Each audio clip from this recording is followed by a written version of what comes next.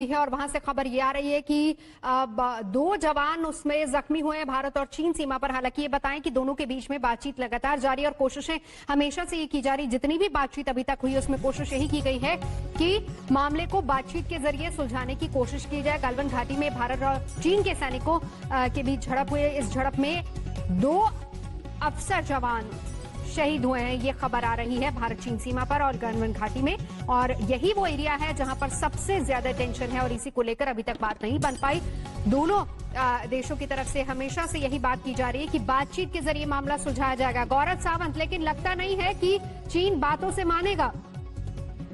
नहीं, बीती रात यही हुआ कि जब चीन की सिपाहियों को पीछे हटना था तो उसमें तनातनी हुई भारत और चीन के सिपाहियों के बीच। और खबर ये आ रही है जिसकी पुष्टि आधिकारिक तौर पर अब भारत सरकार ने कर दी है कि हमारी सेना के 1 अफसर और 2 जवान वास्तविक नियंत्रण रेखा पर जो तनातनी थी उसके चलते वो मारे गए हैं।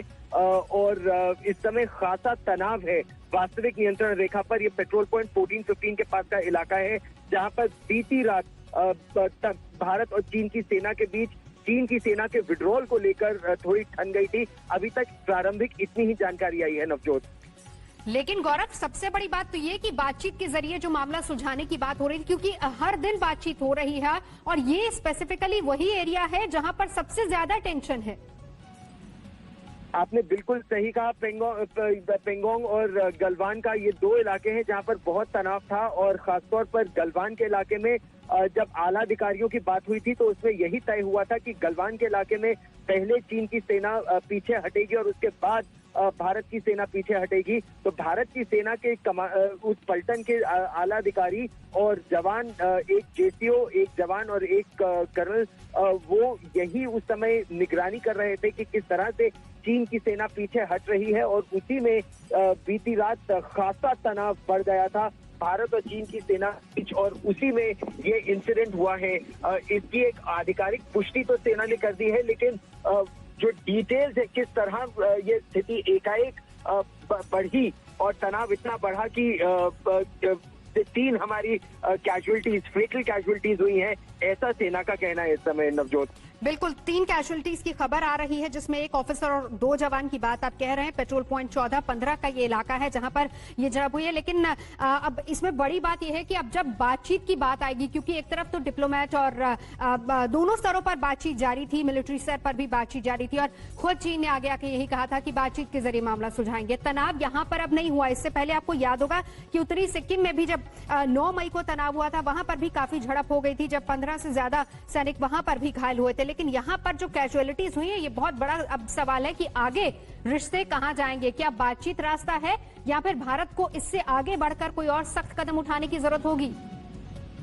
देखिए, भारत निरंतर यही कह रहा है नवजोत की बातचीत के रास्ते से ही इस समस्या को सुलझाया जाएगा। और अब इसका उत्तर चीन को देना होगा कि आखिर क्यों स्थिति बद से बदतर हुई और नौबत ये आई कि वायलेंट फेस ऑफ हुआ है गलवान घाटी में। सेना के औपचारिक स्टेटमेंट में ये कहा जा रहा है कि गलवान घाटी में जब बीती रात पुल बैक हो रहा था तो उसमें एक वायलेंट फेस ऑफ हुआ जिसमें कैजुअलिटीज हुई हैं और इसमें 2 सिपाही और 1 अफसर की कैजुअलिटी हुई है। और इस समय दोनों ही देश के जो सीनियर ऑफिसर्स हैं वो इस सिचुएशन को डिफ्यूज करने के लिए, क्योंकि तनाव बहुत ज्यादा बढ़ गया है और वो अब इस सिचुएशन को डिफ्यूज करने के लिए बातचीत कर रहे हैं। तो बातचीत इस समय भी चल रही है और भारत के सूत्रों के मुताबिक ये साफ किया है कि चीन की सेना को पूरी तरह से वहां से हटना होगा ताकि एक बार फिर LAC को रिस्टोर किया जा सके। लेकिन बहुत तनाव है, ऐसा सूत्रों का कहना है।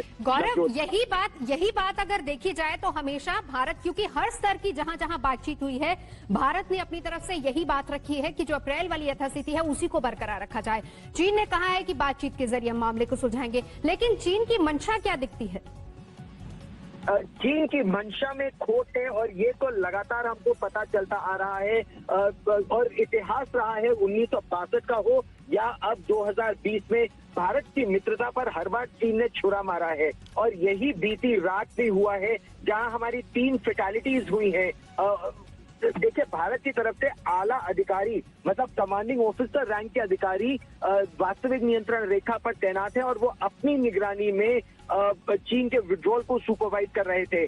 जो आला अधिकारियों के बीच तय हुआ था कि चीन पूरी तरह से पीछे हटेगा, जो सूत्र बता रहे हैं कि चीन के सिपाही जमीन पर उस जगह से हटने को से इनकार कर रहे थे और इसी में वायलेंट क्लैशेस हुए। इसी में भारत उनको पीछे ढकेल रहा था क्योंकि यही आदेश था कि चीन के सिपाहियों को एलएसी के उस पार ढकेलना आवश्यक है और इसी में स्थिति बद से बदतर हुई और इस जो वायलेंट वहां सिचुएशन हुई है, सीनियर ऑफिसर और 2 सिपाही वो शहीद हुए हैं वास्तविक नियंत्रण रेखा पर। और ये 70 के दशक के बाद पहली बार है जब वास्तविक नियंत्रण रेखा पर किसी की जान गई हो, भारतीय सिपाहियों की जान गई हो, तो इससे भारत और चीन के रिश्तों में निश्चित तौर पर बहुत ज्यादा खटास आएगी। और जाहिर सी बात है गौरव की ऐसे में बातचीत पर भी असर होगा, क्योंकि भले ही दोनों कहें कि बातचीत के जरिए मामले को सुलझाना है, लेकिन इसका असर तो होगा ही।